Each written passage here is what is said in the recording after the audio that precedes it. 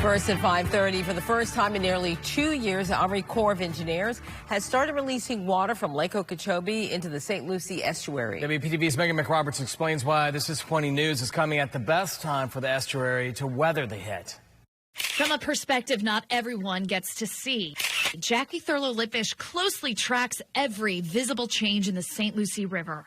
Pictures as recent as this weekend over the St. Lucie Inlet show blue, clear conditions and some seagrass still trying to make a comeback. It is night and day. A stark contrast from previous years when she says heavy releases from Lake Okeechobee in part damaged this ecosystem. The water was so disgusting and gross, full of sediment, green algae, dead fish. This rebound she credits to having no releases from Lake O since April of 2021. I mean, there is no better impact to our St. Lucie River to have no discharges from Lake Okeechobee. But this weekend releases resumed for the first time in almost 2 years. I was not surprised. Lippish, who also sits on the South Florida Water Management Board, echoes what the Army Corps of Engineers said in justifying the releases.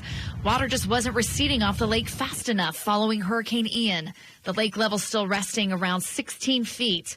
Higher than the Corps would like to see before the start of the wet season. And I mean, I can't stand it. I wish it wasn't going to happen, but that's high. Thurlow says releasing water now is better for the algae bloom risk. We don't want this water coming in the summer with toxic algae blooms. It also helps that the estuary had a long break from that freshwater influx. I hate discharges. Congressman Brian Mast at the St. Lucie Lock Monday says he doesn't accept any releases into the estuary, as every drop, he says, is harmful.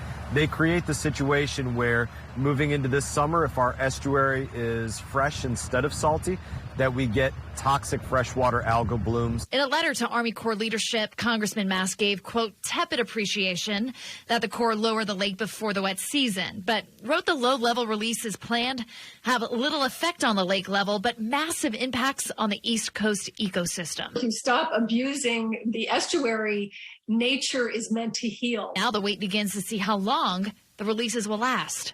Megan McRoberts, WPTV News Channel 5.